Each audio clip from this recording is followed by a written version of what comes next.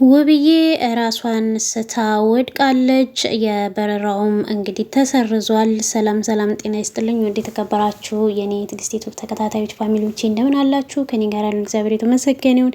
እንግዲህ በትናንትናው ዕለት የዩቤና ናሂን ይዤላችሁ መጥቼ ነበረ። ዛሬም እንግዲህ እዛው ሪፖርት ላይ እያሉ እየተጨቃጨቁ እያለ ውቤ በሚያሳዝን ሁኔታ ራሷን ስታ ወድቃለች።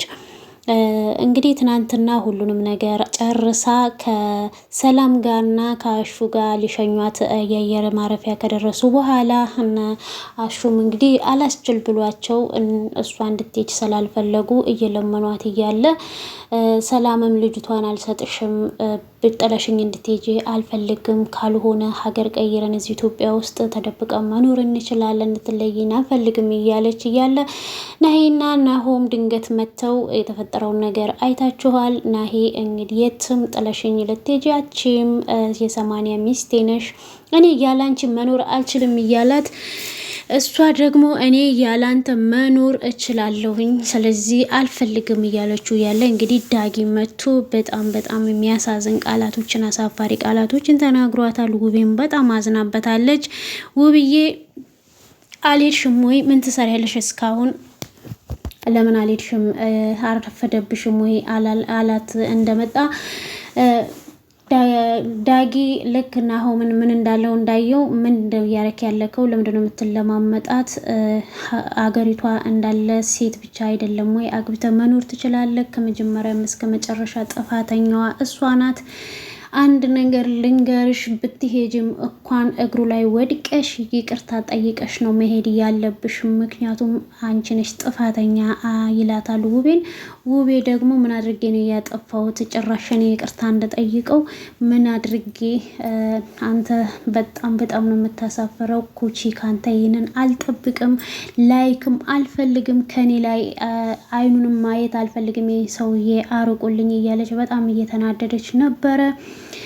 በዚህ መሀል ናሆምም ተናዶ የዳጊን አንቆት ነበረ። አክብራት፣ የልጆቼ እናት ናት፣ ሚስቴ ናት፣ እንድትናገራት አልፈልግም ቢለውም ግን እሱ ጣልቃ እየገባ እንድትሄድ ነው የሚፈልገው። ኢቭን ሻንጣዋን እንኳን ይዞ ዳጊ ሻንጣዋን ይዞ የውቤን መሄድ ትችያለሽ፣ እውነት አንቺ የመሄድ ፍላጎት ካለሽ አላማው ካለሽ ይህን ሻንጣም ጥለሽ መሄድ ትችያለሽ ይላታል። እንዴት ነው እሷ ሻንጣዋን ያዘጋጀችውን አራስ ናት፣ በዛ ላይ ጥለሽ ሂጂ ማለቱ ምን ማለት ነው? በጣም ከባድ ነው። ምን ያህል ቢነቃት ነው? የእውነት እንደዚህ አይነት ነገር አይደረግም። ዳጊ በጣም ጥፋተኛ ነው።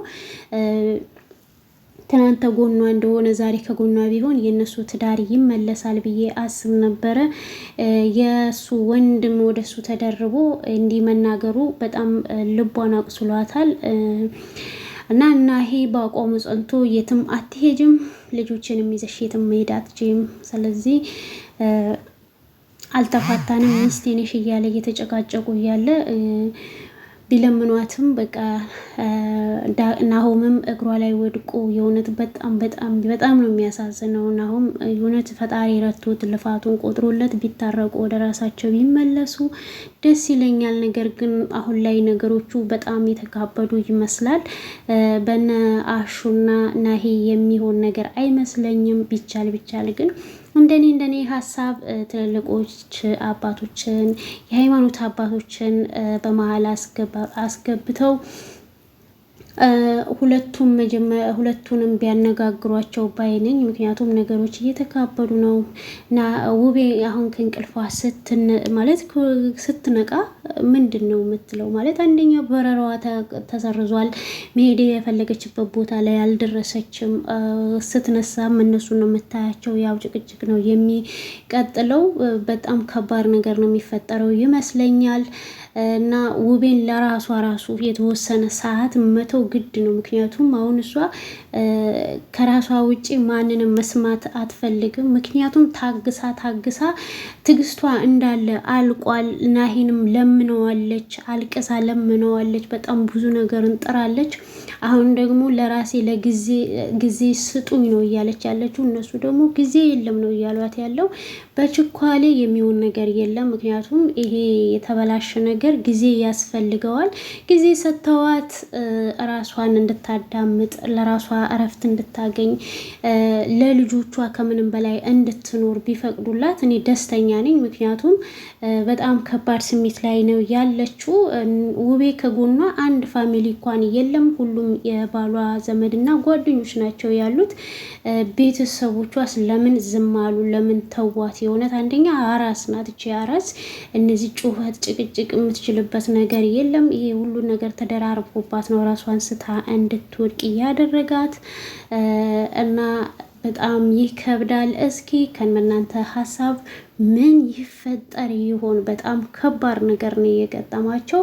እንግዲህ ስትነቃ ውሳኔዋን ደግሞ እንሰማለን። በሰላም እንደምትነቃ ተስፋ አለኝ ብዬ በተስፋ ጠብቃለሁኝ። እውነት ውቤ እንግዲህ በተቻለ መጠን ራስሽን አረጋጊ ነው የምለው። ራስሽን አዳምጪ። ከእንግዲህ በኋላ የሰው ጩኸትን፣ ሁካታን ካዳመጠች ህመም ሊበረታባት ይችላል። ከባድ ስሜቶች ሊገጥሟት ይችላሉና እግዚአብሔር አምላክ ይርዳት፣ ወደ ሰላም መንገድ ይመልሳቸው። በሰላም ነገሮቹ ተፈተው የእንግዲህ ልጆቻቸውን የሚያሳድጉበትን ቀን እግዚአብሔር ያቅርብልን። ውድ የኔ ትዕግስት ዩቲዩብ ተከታታዮች ፋሚሊዎቼ ይህንን ቪዲዮ የምታዩ በቅንነት ላይክ፣ ሰብስክራይብ፣ ሼር እያደረጋችሁ አበረታቱኝ። እግዚአብሔር አምላክ ሀገራችንን ሰላም ያደርግልን፣ ዘረኝነትን ከኛ ያርቅልን፣ ፍቅርን፣ ሰላምን፣ አንድነትን ይስጠን። ለምታበረታቱኝ ከልብ ከልብ ከልብ አመሰግናለሁኝ። በያላችሁበት ክብርብር በሉልኝ። ሰላማችሁ ብዝት ይበልልኝ። በሌላ ቪዲዮ እስከምንገናኝ ባይ ባይ።